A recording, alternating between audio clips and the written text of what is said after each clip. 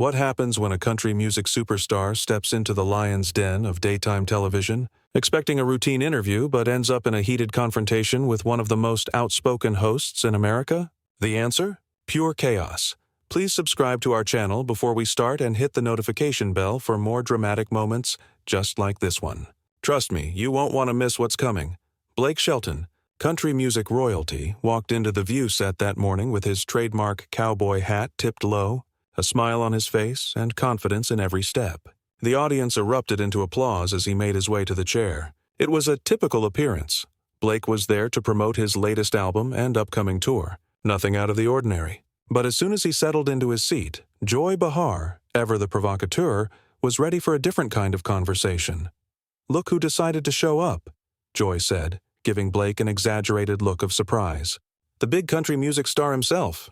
Blake, ever the charmer, shot back with a grin. "Good morning, Joy. Always a pleasure to be here with all of you lovely ladies." But Joy wasn't about to play along. "You know, Blake, I've been listening to your interviews and your music, and there's something I've got to ask. What's with all this talk about small-town values? Do you really think living in a small town automatically makes someone more moral or more patriotic than, say, someone living in New York City?" The studio audience was silent, sensing the heat rising. Blake's easygoing smile remained, but his eyes narrowed slightly. This wasn't going to be an easy conversation. Joy didn't miss a beat. "You country music stars love to paint yourselves as the real Americans," she said, leaning forward. "Meanwhile, the rest of us city folk are somehow less American. What's that about, Blake?" Blake's grin tightened, but he kept his cool. "I never said that. What I've said is that small towns teach certain values. Community, helping your neighbors, working hard. I never said one way of life is better than another." Joy wasn't letting go. "Oh, please, Blake. You may not have said it directly, but that's what you imply. Your whole persona, your whole brand, is built on this idea that small-town America is the real America, while the rest of us, people who live in cities, people who keep this country running, are somehow fakes." Blake's jaw tightened slightly. "I respect everyone, Joy, whether they're from New York City or from a town of 3,000. I've never said one way of life is superior to the other." But Joy was just warming up. "I don't know about that, Blake. Every time you open your mouth, you're painting a picture of a more authentic America that exists only out there in the heartland. Places like New York? They don't even make the cut in your world." Blake's eyes narrowed. "I've never said any of that, Joy. All I've ever done is share my life experiences. If people relate to them, that's great. But I'm not saying they're any better than anyone else's experiences." Joy continued to dig in. "Let's talk about this small-town ideal you're selling. You've made millions off of this idea. Pickup trucks, dirt roads, that so-called simpler life. But you don't live that life anymore, Blake. You've been living in Nashville and Hollywood for years. How does that make you a voice for the real America?" Blake's composure was beginning to crack. He leaned forward, his voice firm. "I grew up in Ada, Oklahoma, a small town of about 12,000 people. I know what it's like to grow up with those values. Community, hard work, taking care of each other. That doesn't change just because I've had success." Joy raised an eyebrow. "Oh, really? So, when was the last time you actually lived in one of those small towns? When was the last time you had to struggle with the kind of problems those people face every day?" Blake wasn't backing down. "I may not live in a small town anymore, but I'm still the same person who grew up there. I still carry those values with me. That doesn't change because I've made a name for myself." Joy wasn't buying it. "You've got mansions in multiple states, Blake, private jets. You're no longer that small-town kid. You're part of the elite now." Blake's jaw tightened. "That's where you're wrong, Joy. My success doesn't change who I am or where I come from. I'm still the same guy who grew up with a dad who worked construction and a mom who ran a beauty shop. I'm proud of that." The debate shifted gears as Joy went in for another hit. "You know what gets under my skin, Blake? It's this whole idea that people from small towns are the real patriots while everyone else is somehow less American. You want to talk about pride? Maybe it's time you realize that people in the cities love their country too." Blake's eyes narrowed, his voice steady but firm. "I never said small-town America is the only America, Joy. I love my country, and I'm proud to be from Oklahoma. But I respect people from all walks of life. Whether they're from small towns or big cities, they're all Americans." Joy wasn't ready to back down. "But you use your platform to paint this picture of small-town America as the last bastion of real values, real patriotism. You make it seem like the rest of us, people who don't fit into that mold, are somehow unpatriotic. Blake leaned forward slightly. I'm not here to lecture people about what it means to be American. But what I do know is this. I sing about the values I grew up with, the things that shaped me. And if that resonates with people, I'm not going to apologize for it. Joy's tone became even more confrontational. You're not going to apologize? Maybe you should, Blake, because what you're doing is selling a myth. You've built your career off of nostalgia, off this real America fantasy, while living a completely different life. You've made a fortune off people's fear of losing something they'll never get back. Blake stood up, his posture changing as his temper flared for the first time. What I'm doing is sharing my story. I've never hidden who I am or where I come from, and I'm not here to defend myself against personal attacks, Joy. I respect the people who watch this show, but I won't let you tear me down. Joy wasn't backing off. You talk about authenticity, Blake, but I don't think you even understand what that means. You've made a career out of a manufactured image. You're a product of Nashville, just like every other country star. Blake's face darkened, his voice taking on a deeper, more serious tone. I've built my career by being real. I sing about my experiences, my life, and the people I know. I don't need to apologize for being successful or for staying true to myself. Blake's voice had risen now, and you could hear the frustration growing with every word he spoke. The calm, easygoing country star was no longer in control of the conversation. The tension had reached a boiling point, and it was clear that he wasn't going to take Joy's shots lying down anymore. The studio, once filled with the sound of the audience's applause, now felt like a pressure cooker waiting to explode. You want to call me fake, Joy? You want to mock everything I stand for? Blake's voice was getting louder, more intense. He stood up, his 6'5" frame towering over the panel as he directed his words at Joy. I don't need to justify myself to you or anyone else. What I do is real. My music is real. I sing about my experiences, about growing up in a small town, about people who care about each other and still believe in hard work and family. That's not a myth. That's a reality for millions of people across this country. The camera zoomed in on Blake's face, and you could see the anger building up behind his calm demeanor. The crowd was still and silent, hanging on every word as Blake slowly paced back and forth, his eyes locked on Joy. He wasn't about to back down. Not now. You think just because I've had success, just because I've made a lot of money, I'm somehow disconnected from the people who made me who I am? Blake's voice trembled with emotion.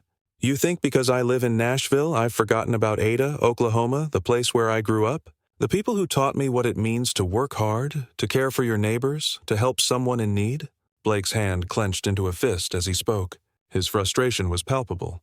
What you're doing, Joy, is trying to diminish something that's real. You want to tear down the values I sing about, the things I've worked my whole life for. And for what? To make yourself feel superior? To tear down people who don't agree with you? Well, I'm not going to let you do that. Joy, ever the provocateur, wasn't ready to give up. She leaned forward in her chair, her eyes narrow and defiant. You're not going to sit here and play the victim, Blake. You've built an empire off of this real America narrative, and now you're going to sit here and tell me I'm wrong for calling you out? You're the one selling a fantasy, Blake, not me. Blake shook his head slowly, the disbelief evident in his eyes. I'm not playing the victim here, Joy. I'm standing up for what I believe in. And I'm standing up for the millions of people out there who live the way I sing about, who believe in family, in hard work, in community. They're not some fantasy. They're real people, with real lives, and I'm proud to sing about them. The other hosts sat in stunned silence, unsure of how to interject without escalating the situation even further. Whoopi Goldberg, usually the voice of reason, seemed to shrink back in her seat, clearly uncomfortable with the direction the conversation was taking. But Joy, ever the challenge, wasn't about to let Blake's words stand unchallenged. So now you're saying small-town life is perfect? That it's immune to all the problems that plague the rest of America? She shot back. That's where you're wrong, Blake.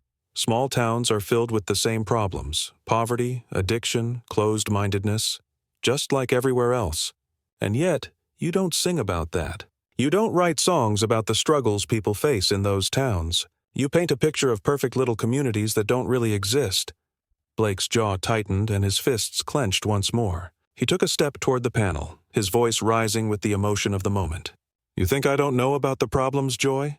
You think I don't know what it's like for families to struggle, for kids to leave because there aren't any opportunities? You think I don't know what it's like to watch factories close down and people lose their livelihoods? The audience, silent and rapt, was hanging on every word Blake spoke. There was no turning back now. This wasn't just a debate anymore.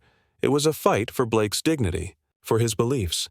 Do you know how many people I've seen lose everything and still find a way to pick themselves up and help their neighbors? Do you know how many people I've seen rally together when a family's barn burned down? Or when someone got sick? They show up.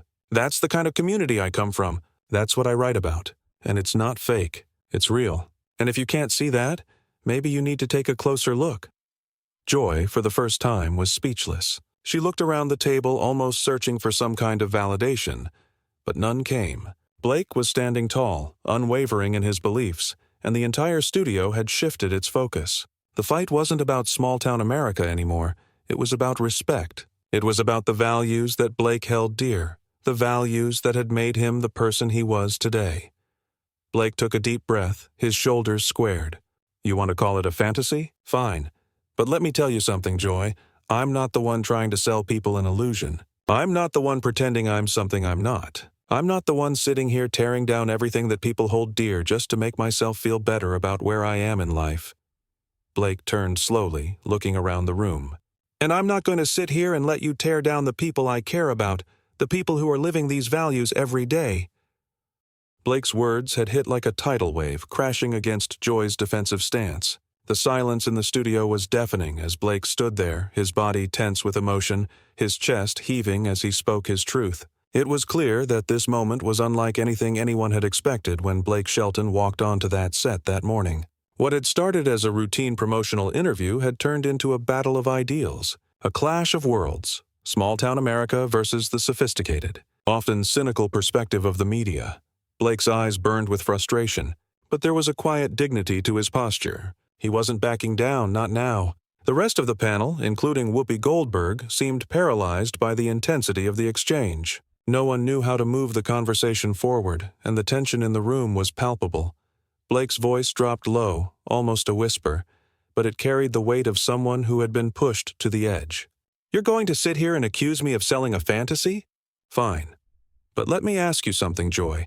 How many people do you know who have worked their entire lives, who've fought to keep their families together, and who still believe in this country despite everything it throws at them? Those are the people I write about. Those are the people I'm singing for. Joy, still defiant, fired back quickly. Oh, so now I'm the one attacking them? Please, Blake.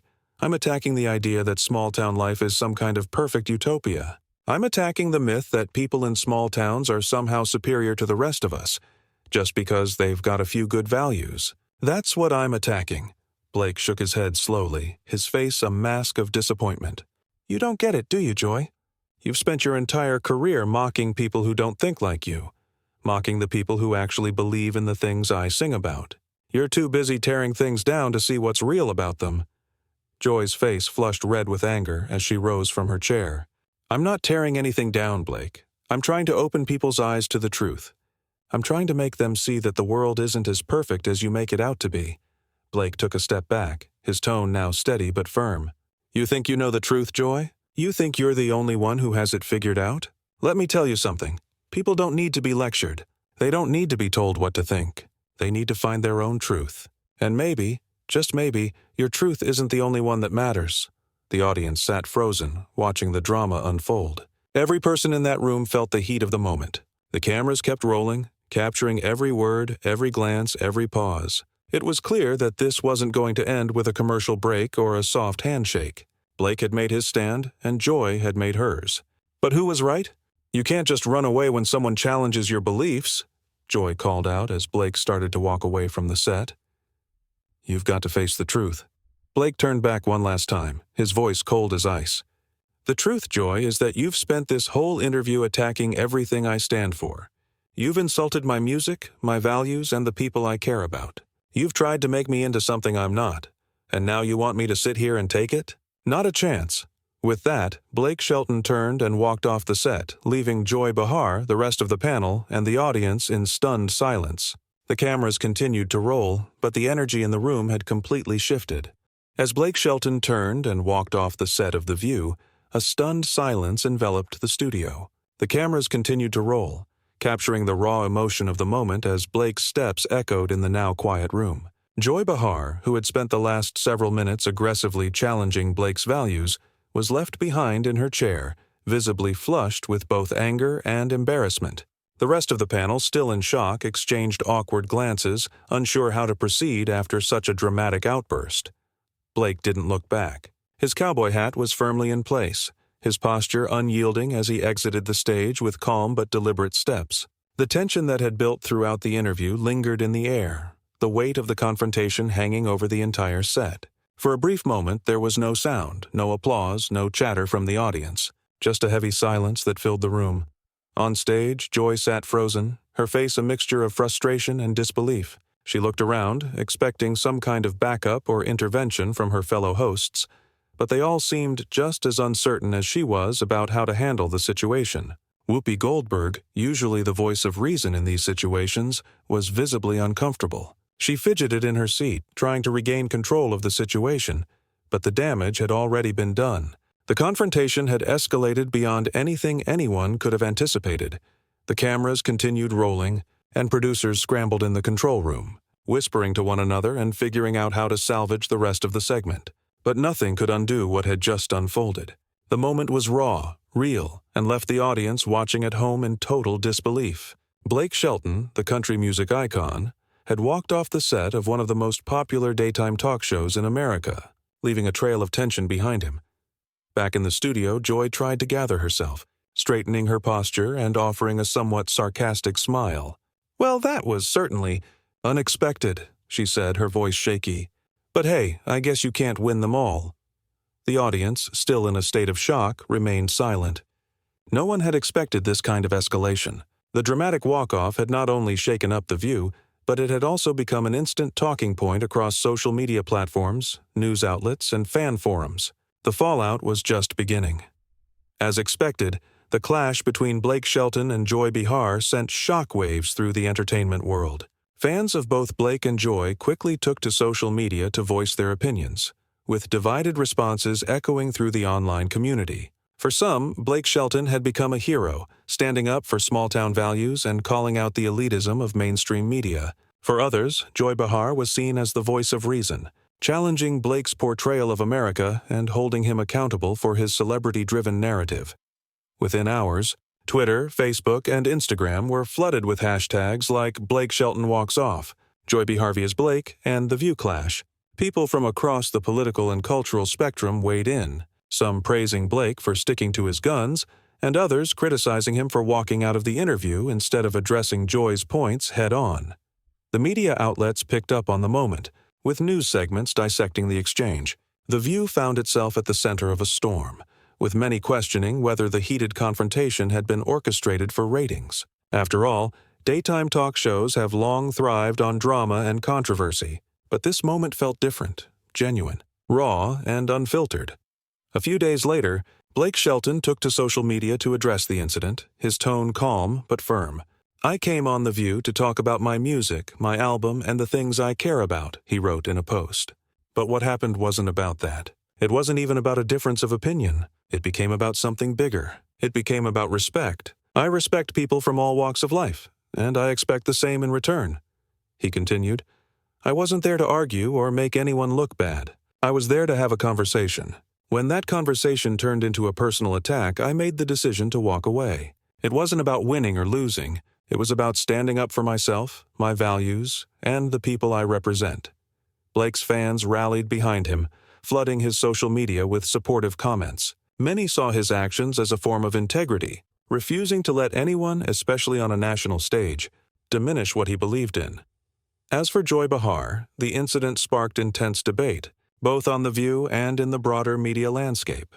While some praised her for pushing back against Blake's idealized version of America, others criticized her for what they saw as personal attacks. It was clear that this clash wasn't just a difference of opinion, it was a reflection of deeper cultural divides that had been simmering for years. In the aftermath of the clash, The View faced its own set of questions. The producers were left to pick up the pieces, trying to figure out whether this controversial moment had helped or hurt the show's image. While the ratings for the episode spiked, the fallout lingered. For weeks, people would continue to talk about what happened, both online and offline. Blake Shelton, on the other hand, continued with his music career, his upcoming tour dates and album releases only adding fuel to the fire. He remained unapologetic about his stance, even as critics and media outlets continued to dissect his every word. For him, this was more than just an interview. It was a battle for authenticity in an industry that often thrives on image over substance. As for Joy Behar, she remained an outspoken voice on The View, continuing to challenge guests and viewers alike with her unfiltered opinions. But the clash with Blake Shelton had undoubtedly left its mark on her as well. She had taken the brunt of the criticism for the encounter, with many questioning whether her approach had been too aggressive. So, what's the takeaway from this explosive confrontation? Was Blake Shelton right to walk off the set? Or was Joy Behar simply doing her job as a host, pushing back against an uncomfortable narrative? Ultimately, the answer depends on where you stand on the issues that Blake and Joy were fighting for. Small-town values, patriotism, and celebrity influence on American culture are all hot-button topics that continue to divide the nation. For Blake, standing up for his beliefs, his upbringing, and his fans was worth the fallout. For Joy, challenging someone she felt was promoting a dangerous myth was worth the risk. But in the end, both were left with their reputations and the public's reaction to contend with. What do you think about this unforgettable moment on The View? Was Blake Shelton justified in walking off, or should he have stayed and fought it out? Let us know your thoughts in the comments below. And don't forget to subscribe for more jaw-dropping moments from the world of entertainment.